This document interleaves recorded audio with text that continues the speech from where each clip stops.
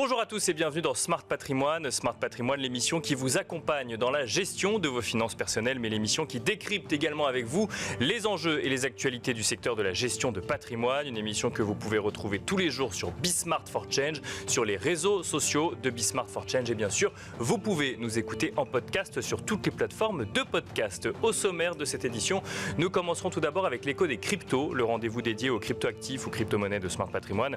Et en l'occurrence, nous regarderons ensemble quels sont les enjeux pour cette fin d'année en matière d'investissement en crypto, et nous aurons le plaisir de recevoir pour cela dans un instant Laurent Anvion, directeur innovation et directeur du développement au sein de DLPK, mais aussi vice-président de l'ADAN. Nous enchaînerons ensuite avec Enjeu Patrimoine, un enjeu patrimoine consacré aux non-cotés ou aux actifs privés. Quels sont les enjeux de la démocratisation de l'accès au grand public à ces actifs? Nous en parlerons avec Marc Lefebvre, directeur Europe de l'Ouest de Scope, mais aussi président de Place des Investisseurs. Nous en parlerons également avec Estelle Delas, CEO et cofondatrice de Private Corner. Et puis enfin, dans la troisième partie de l'émission, dans l'œil de l'expert, nous aurons le plaisir de retrouver Yann Loin, directeur commercial chez Pictet Asset Management, en charge du segment des CGP, avec qui nous nous demanderons pourquoi privilégier la gestion alternative dans le contexte de marché actuel. On se retrouve tout de suite sur le plateau de Smart Patrimoine.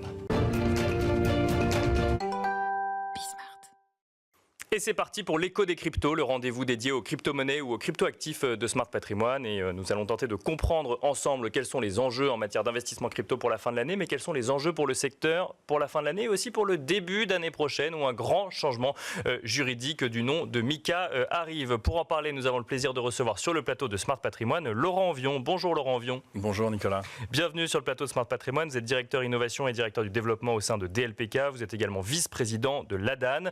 La première question que j'ai envie de vous poser, c'est à quand un bitcoin à 90 000 $? On a vu l'élection de Donald Trump qui a fait bondir bitcoin en flèche sur les derniers jours. Comment est-ce qu'on peut comprendre cette séquence? Alors effectivement, on se souvient des déclarations de Donald Trump qui a montré qu'il était pro-Bitcoin, parfois en lien avec des liens personnels directement avec le secteur des cryptoactifs. Comment est-ce que vous analysez la séquence des derniers jours, Laurent Anvion? Alors la séquence effectivement consécutive aux élections américaines, il y a plusieurs aspects. D'abord, le suspense est terminé entre Kamala Harris et Donald Trump. Donc là où les investisseurs n'aiment jamais beaucoup cette notion d'incertitude. Il y a une élection qui a eu lieu, en plus des résultats qui sont extrêmement clairs. Bien sûr. Donc pas d'ambiguïté sur le résultat. Et ça, les investisseurs, quelles que soient les pensées, les orientations de chacun, il y a au moins un message très clair qui a été envoyé par les électeurs américains. Ça, c'est le premier point. Donc il y a une forme de risque ou d'incertitude qui tombe. La deuxième, c'est qu'effectivement Donald Trump,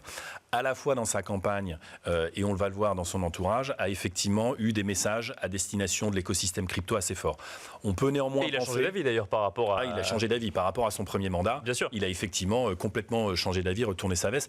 Ce qui tend plutôt à confirmer la thèse des promesses un peu électoralistes. C'est-à-dire qu'il s'est un peu emporté sur le sujet, il est allé chercher des voix un petit peu partout, là où il pouvait les chercher.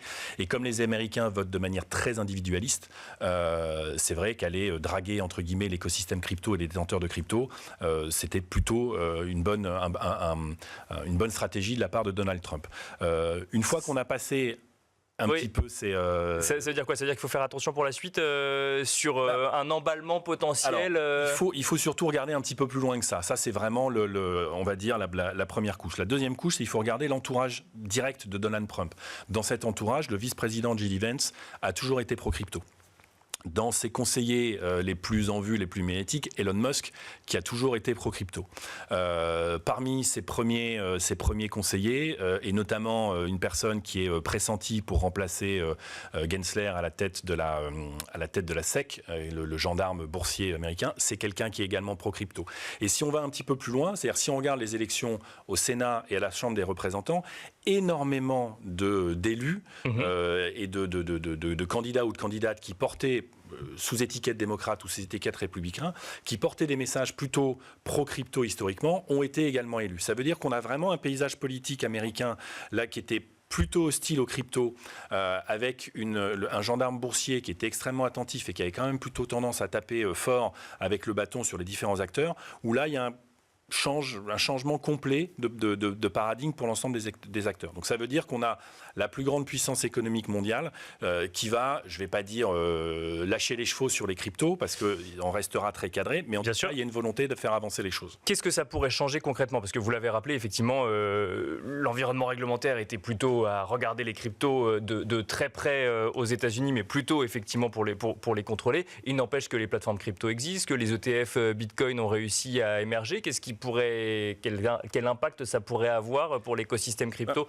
aux États-Unis et donc potentiellement en Europe par effet ricochet? Encore une fois, ça va forcément clarifier un certain nombre de points. On sait que la SEC tapait un petit peu systématiquement sur les protocoles pour savoir si les tokens c'était du securities ou de l'utilities, avec toutes les conséquences que ça pouvait avoir derrière en termes de déclaration, en termes fiscaux, etc.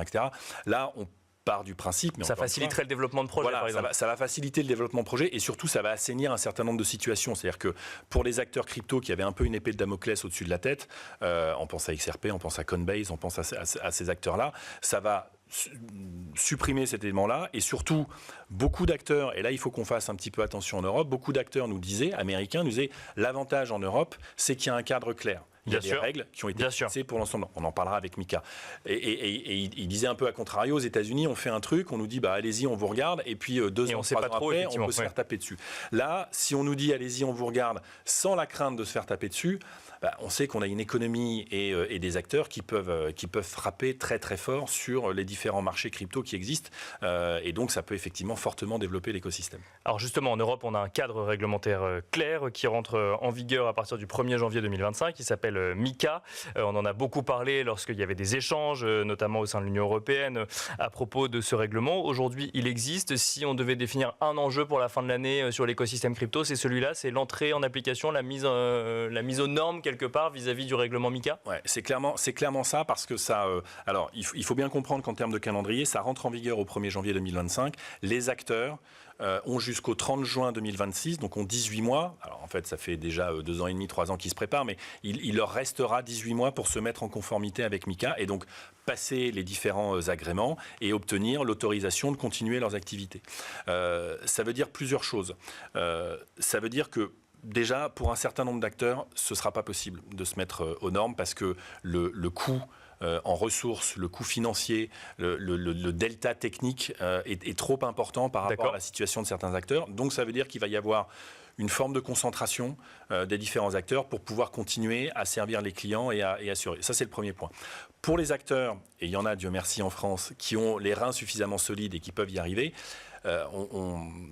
nous avons tendance, notamment à la DAN, à considérer que la marche est un petit peu trop haute, un petit peu trop forte d'un seul coup de la part des autorités. Ça veut dire que Faustine Fleuret, qui est présidente, avait appelé à une pause réglementaire, c'est-à-dire qu'on demande à des acteurs crypto qui sont nécessairement jeunes, qui ont, bien sûr, l'activité n'existe pas depuis 30 ou 40 ans, on demande à des acteurs de se conformer à une réglementation en 2 ans, là où des acteurs plus historiques et plus traditionnels ont peut-être mis 15 ou 20 ans à s'adapter par petites touches. Là, il faut qu'on fasse tout ça. Alors, l'intention est louable parce que c'est ce qui permettra d'assainir les relations entre la finance traditionnelle et les acteurs crypto. Donc c'est très important pour pouvoir adresser les consommateurs et pour pouvoir adresser les projets de manière totalement sereine et sécurisée. Par contre, c'est vrai que le delta est un petit peu fort, un petit peu violent de la part des régulateurs, notamment en France avec l'AMF et la CPR. Si je comprends bien, l'écosystème aujourd'hui n'est pas totalement prêt pour le 1er janvier 2025 puisqu'il y a encore 1 an et demi. Oui, voilà. De toute façon, c'est toute la problématique des transpositions, c'est-à-dire qu'une directive rentre en application, on n'a pas encore le détail précis, définitif de l'ensemble des textes. Donc c'est pour ça qu'il y a cette période de transition. Donc certains acteurs sont déjà dans les dossiers de l'AMF, les dossiers sont déjà en train d'être étudiés. Donc on aura peut-être des annonces d'ici fin d'année ou début d'année prochaine. Et puis après, effectivement, il y aura une mise en conformité de l'ensemble des acteurs ou un arrêt d'activité d'un certain nombre d'acteurs d'ici au 30 juin 2026. Merci beaucoup, Laurent Ovion, de nous avoir accompagnés dans Smart Patrimoine. Je rappelle que vous êtes directeur innovation et directeur du développement au sein de DLPK, mais aussi vice-président de la DAN. Et quant à nous, on se retrouve tout de suite dans Enjeu Patrimoine. Et nous enchaînons à présent avec Enjeu patrimoine, un enjeu patrimoine consacré aux actifs privés, aux non-cotés et notamment aux enjeux qui entourent sa démocratisation. Pour en parler, nous avons le plaisir de recevoir sur le plateau de Smart Patrimoine Estelle Delat. Bonjour Estelle Delat. Bonjour Nicolas. Vous êtes CEO et cofondatrice de Private Corner et à vos côtés, nous avons le plaisir d'accueillir également Marc Lefebvre. Bonjour Marc Lefebvre. Bonjour Nicolas. Vous êtes directeur Europe de l'Ouest de Scope, mais aussi président de Place des investisseurs. Alors, si nous faisons cette émission, c'est que on constate de plus en plus que le private equity est choisi par des particuliers ou des professionnels de la gestion de patrimoine. Je dis private equity d'ailleurs parce que c'est le terme qu'on peut utiliser de manière générique, mais qui est un terme faux, puisqu'il faut parler d'actifs privés ou de non-cotés. Le private equity n'étant qu'une partie, effectivement, du non-coté. S'il est de plus en plus choisi, c'est pour aller chercher du rendement dans un objectif d'investissement de long terme, mais pose un certain nombre de questions, notamment en matière de pédagogie ou tout simplement d'usage d'experts sur le sujet. Et on va essayer de comprendre tout cela avec vous. Mais juste avant, Estelle Delat, on va essayer de comprendre déjà comment se porte la classe d'actifs du private equity, cette fois-ci de l'investissement en actions au sein d'entreprises non cotées. Depuis le début de l'année, on a vu que en 2022, au moment où les taux ont un petit peu progressé, ça a pu être un petit peu compliqué pour toutes les classes d'actifs. Le private equity n'a pas été épargné. Qu'est-ce qu'on constate à début 2024 ? J'ai les chiffres France Invest sous les yeux qui montrent que globalement, on retrouve des niveaux qu'on a connus, même si ça peut être encore un petit peu poussif en matière notamment d'ouverture de capital de nouvelles entreprises, par exemple, ou de cession d'entreprises. Effectivement, nous avons la chance d'avoir une association professionnelle qui publie chaque semestre une étude sur la situation du private equity au cours du semestre précédent. Les derniers chiffres faisaient apparaître que généralement les levées de fonds étaient plus compliquées, le fait d'investir l'argent également, et ensuite de cristalliser la valeur par la cession des sociétés. Ça s'était un peu, on va dire, grippé. Bien sûr. C'est évidemment factuel. Ensuite, de la vision de Private Corner, nous qui avons l'habitude de sélectionner et de discuter avec énormément de fonds et de voir justement cette hétérogénéité qu'on peut avoir d'une équipe de gestion à une autre, c'est vrai que la situation économique et politique actuelle, oui, et ce depuis plusieurs mois, a tendance à marquer d'autant plus cette hétérogénéité et les différences qu'on peut avoir entre une équipe par rapport à une autre. Et donc, la situation peut paraître assez anxiogène. D'accord. Néanmoins, nous observons auprès des équipes avec lesquelles nous travaillons que même si la situation est plus compliquée que ce qu'elle a pu être par le passé, elles continuent à avoir des levées de fonds qui se passent bien pour celles avec lesquelles on travaille. Elles ont investi à un rythme assez soutenu au cours du premier semestre 2024 et elles ont également mis en place des stratégies de consolidation pour les sociétés qu'elles avaient en portefeuille.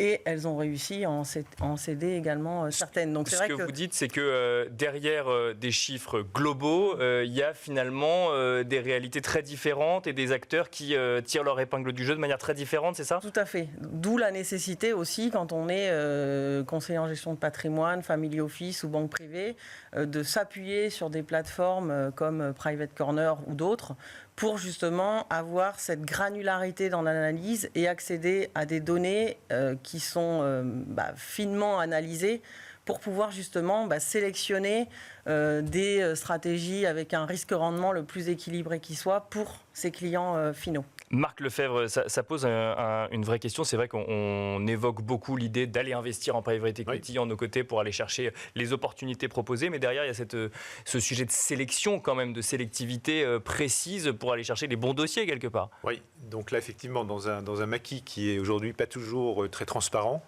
soyons francs, la maturité elle est différente du monde du public equity. Pour cause. Bien sûr. Donc là, il y a de vrais efforts à faire. Peut-être juste sur les chiffres. Si on regarde dans le capital risque et qu'on prend le growth et le venture, ce qu'on peut noter également, c'est que les tickets de grosses opérations, là, ont fortement chuté. C'est-à-dire que les opérations de plus de 100 millions de levées, ça fait moins 40%, ce qui n'est quand même pas une super nouvelle.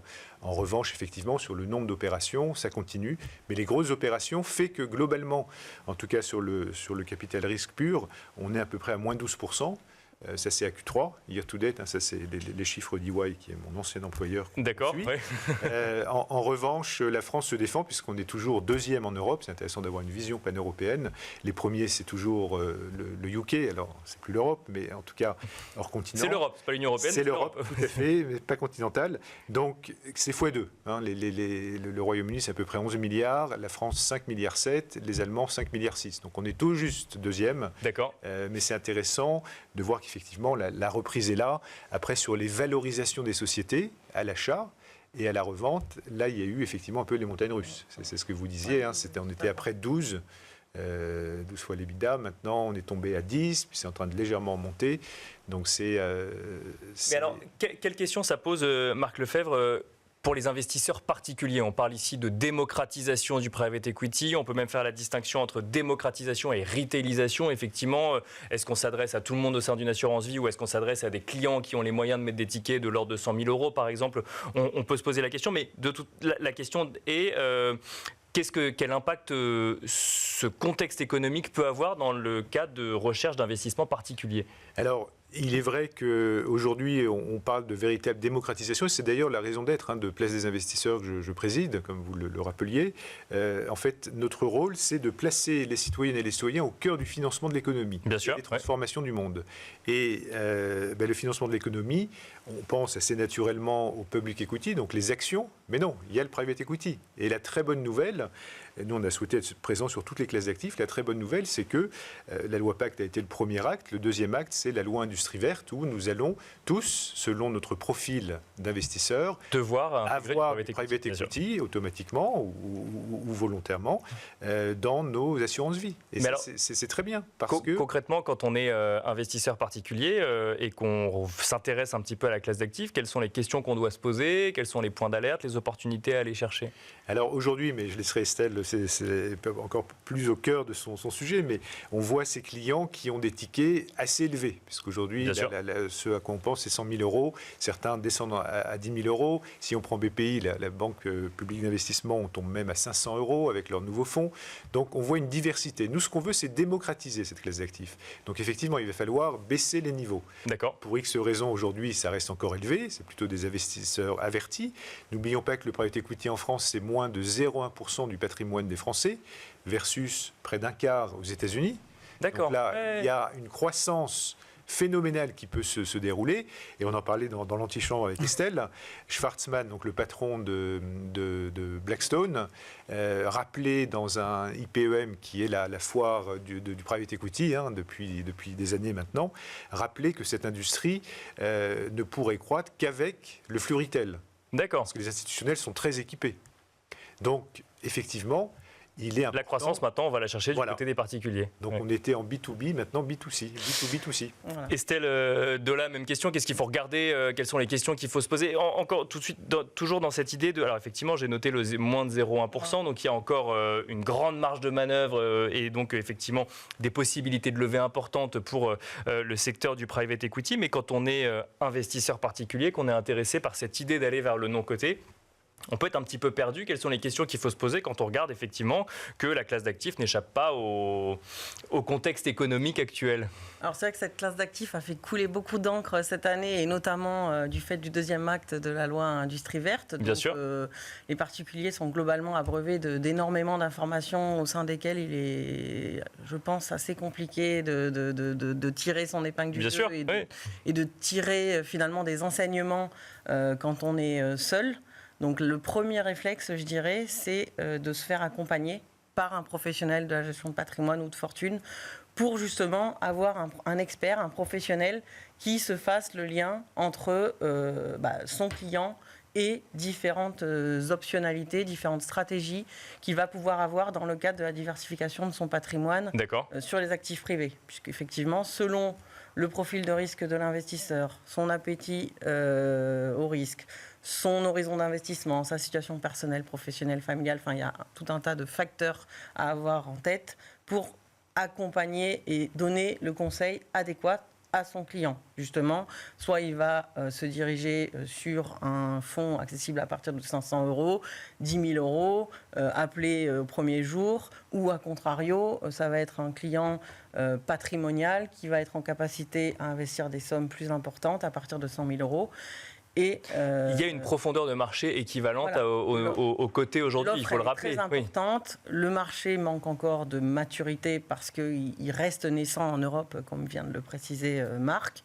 Et le nombre d'optionnalités étant tellement important, le premier réflexe, je dirais, à avoir, c'est de se faire accompagner par un professionnel, lequel travaillera en interprofessionnalité pour avoir le meilleur conseil et un accompagnement à l'entrée, mais surtout dans la durée, parce que c'est une classe d'actifs sur laquelle il n'y a pas de market timing par opposition au marché coté, et dans laquelle il faut investir de manière régulière. Régulière. Pour justement, quels que soient les cycles économiques, diversifier ses points d'entrée. D'accord. On enfonce des portes ouvertes, mais... Non, mais c'est une méthode qui marche sur les marchés cotés aussi, donc c'est vrai qu'on n'avait pas, on n'avait pas forcément fait le lien, effectivement. Sélectivité, diversification, accompagnement, je dirais, c'est les trois piliers qu'il faut avoir en tête. Rapidement, la liquidité, même sur un placement long terme, doit être un sujet d'inquiétude, de questionnement pour les investisseurs? Ça va dépendre du profil de risque de l'investisseur. Si on est sur un client à partir de 500 € ou on va dire un client retail pour reprendre le comparable de tout à l'heure, vous avez le retail et vous avez, je dirais, ce que moi j'appelle l'institutionnalisation du client privé sur le non-coté. D'accord. Pour séparer retail et client patrimonial. Donc un client patrimonial, il va être capable de s'inscrire dans du temps long, la liquidité ne va pas être un sujet pour lui. Et ça va lui permettre de maximiser finalement le rendement cible attendu. Pour le retail, c'est pas un véhicule qui s'adresse à tous les publics. Pour l'investisseur retail, évidemment, il y a des choses qui existent aujourd'hui, qui sont très qualitatives. Et en revanche, il faut avoir en tête que si on compare les performances de ces produits-là à celles de fonds plus à dimension institutionnelle, eh bien, on va investir au prix de quelques points de performance pour justement bénéficier de cette liquidité. On perd un peu en performance, mais on a de la liquidité. Exactement. Marc Lefebvre, on finira avec vous. Mais n'oublions pas que c'est la classe d'actifs la plus performante qui existe. Le private equity, so far, évidemment, on ne sait pas comment... Bien sûr, mais c'est performances passées, peut-être pas des performances futures. Mais... En tout cas, moi, je vois 4 freins importants au développement, et c'est ce sur quoi on travaille avec tout l'écosystème, et c'est essentiel. C'est méconnaissance des clients, mais on en a parlé, manque de communication et de pédagogie, on est là pour y répondre. Une offre qui historiquement était destinée plutôt aux institutionnels, une transparence. Jusqu'à maintenant, il y avait des informations qui étaient assez confidentielles, trop confidentielles sur les stratégies, etc. Donc là, mais avec la démocratisation... Exactement, un vrai travail de démocratisation, de transparence. Et puis enfin, lourdeur administrative. Il faut se souvenir qu'il y a encore peu de temps, tout ça, c'était en papier. Maintenant, il y a des plateformes. Bravo Estelle. C'est plus simple aujourd'hui, Estelle, non? Ils sont là pour ça. Exactement, pour nous et pour nous. Vraiment, c'était jusqu'à maintenant un frein. Après, juste peut-être pour conclure, si on reprend les profils des investisseurs particuliers, il y a une trilogie. Rentabilité, sécurité, disponibilité. Ça, c'est un sondage qu'on fait tous les 2 ans avec Opinionway et on retrouve cette trilogie. Donc voilà, il faut qu'on inscrive ça dans cette logique. Mais il y a beaucoup de produits, beaucoup de diversité et c'est ce qui fera que cette classe d'actifs va décoller auprès des particuliers. Merci beaucoup Marc Lefebvre. Merci également Estelle Dolat de nous avoir accompagnés sur le plateau de Smart Patrimoine. Et quant à nous, on se retrouve tout de suite dans l'œil de l'expert. Et nous finissons cette émission comme d'habitude avec l'œil de l'expert. Nous allons nous demander ensemble pourquoi il peut être intéressant de privilégier la gestion alternative dans le contexte de marché actuel. Et pour cela, nous avons le plaisir de recevoir sur le plateau Yann Loin. Bonjour Yann Loin. Bonjour Nicolas. Merci d'être avec nous. Vous êtes directeur commercial chez Pictet Asset Management en charge du segment des indépendants. Alors, un contexte de marché un peu particulier, effectivement, à l'heure actuelle, au lendemain de l'élection de Donald Trump aux États-Unis, en suivant effectivement les stratégies des différentes banques centrales, qui peut nous amener à aller vers une gestion alternative? Effectivement, c'est vrai que nous avons un contexte qui semble un petit peu plus propice aujourd'hui à la gestion alternative et notamment à la gestion alternative cotée. D'accord. Nous avons constaté cette baisse des taux dans les principales zones économiques, alors que ce soit aux États-Unis, en Chine, mais aussi en Europe. Alors la tendance est commune. La dynamique pas forcément identique, mais en tout cas on a une tendance baissière sur les taux et ce qui fait que les actifs monétaires et obligataires, notamment sur les durations courtes, risquent d'être beaucoup moins rémunérateurs dans les mois à venir qu'ils ne l'ont été ces précédents mois ou même ces précédentes années. D'accord. Et donc se pose la question du rebalancement de ces actifs-là vers des actifs certainement plus risqués, mais aussi avec un potentiel de rémunération meilleur, plus élevé, donc forcément les actions, dans un contexte de plus forte volatilité, dans un contexte également de valorisation qui semble assez élevé aujourd'hui sur certains secteurs d'activité. Bien sûr, notamment aux États-Unis, un peu moins en Europe. Notamment aux États-Unis, notamment dans le segment technologique. Et aussi avec une dynamique de marché très particulière, puisque nous avons énormément de disparités, qu'elles soient régionales. On l'a vu depuis le début de l'année, le marché américain a fortement progressé. Au contraire, le marché chinois est plutôt en recul. Il y a aussi beaucoup de disparités sectorielles. On en a parlé à l'instant, le segment technologique surperforme, alors que nous avons d'autres segments d'activité, plutôt l'automobile, le luxe, qui ont du mal. Et donc, la gestion long short vient s'inscrire quelque part dans ce contexte-là, avec cette capacité d'adopter des positions acheteuses et des positions vendeuses. Long short, pour ceux qui nous écoutent, c'est comment on définirait cette stratégie ?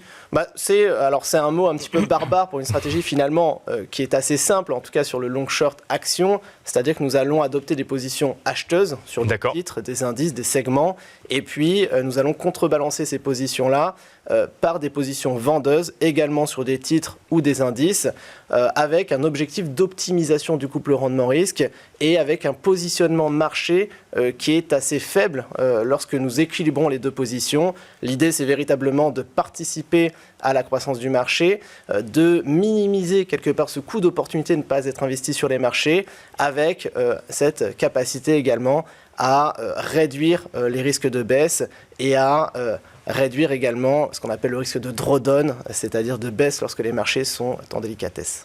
Si je comprends bien ce que vous nous dites, globalement, il y a eu un moment monétaire obligataire. Là, on va vers un moment action. C'est votre conviction chez Pictet Asset Management. Ce qui est certain, c'est que les actifs monétaires et obligataires rémunéreront moins dans les trimestres à venir et que beaucoup d'investisseurs se posent des questions. Nous avons déjà eu une première vague de rebalancement des capitaux et il semblerait que les actifs long-short soient une solution adéquate dans le sens où on va profiter de ces disparités-là. Typiquement, nous avons même au sein de certains secteurs d'activité des différences fortes en termes de construction de performance. Bien sûr. Prenons par exemple Nvidia, qui est certainement le titre le plus commenté dans les médias ces derniers mois. Nvidia, c'est plus 200% depuis le début de l'année. Et à l'autre extrémité des performances du Nasdaq, on retrouve Intel, qui est certainement le plus grand concurrent de Nvidia aujourd'hui, à moins 50%. Ouais. Donc il y a cette capacité à se positionner. On retrouve les mêmes effets dans le luxe, par exemple. Ferrari doit être à peu près à plus 40, plus 50% depuis le début de l'année. Et à côté de ça, nous avons Kering qui est à moins 40% depuis le début de l'année. Donc il y a vraiment cette capacité, cette opportunité pour les gérants long short de se positionner sur des marchés qui sont très polarisés et qui offrent des opportunités qui nous semblent intéressantes avec cette capacité, encore une fois, de réduire le risque. Très très rapidement, on a parlé de marché américain, marché européen dans les exemples que vous avez cités. On se cantonne à ces marchés-là ou on va regarder un petit peu du côté des émergents ? Non, on regarde également du côté des émergents. Nous travaillons d'ailleurs beaucoup chez Pictet Asset Management sur la Chine. C'est vrai que c'est un marché qui est très intéressant aujourd'hui parce que effectivement, ça fait 2-3 ans que le marché sous-performe largement. Bien sûr. Que nous attendons un plan de relance budgétaire massif et le gouvernement a plutôt eu tendance à décevoir les investisseurs, notamment la semaine dernière, avec un plan qui n'était pas à la hauteur des attentes. Mais c'est vrai qu'il y a beaucoup de disparités aussi au sein du marché chinois, avec ce leadership dans les énergies renouvelables, dans la transition énergétique. Et puis à côté de ça, beaucoup d'industries, et la première en l'occurrence, et la construction, l'immobilier, qui souffre énormément. Donc il y a aussi beaucoup d'opportunités sur le marché chinois, avec là aussi Et c'est intéressant, des différences de dynamique en termes de politique budgétaire. On l'a vu, les États-Unis et l'élection de Trump. On arrêtera là-dessus, ouais. Oui, Trump a fait campagne sur cette volonté d'avoir une politique budgétaire agressive, avec peut-être baisser les impôts jusqu'à 15%. Et au contraire, on le voit en Europe, on est dans une dynamique différente. En Chine, on n'a pas encore complètement adopté un plan d'envergure. Donc il y aura là aussi à l'avenir des opportunités intéressantes. Merci Yann Loin, je rappelle que vous êtes directeur commercial chez Pictet Asset Management en charge du segment des indépendants. Et quant à nous, on se retrouve très vite sur Be Smart for Change.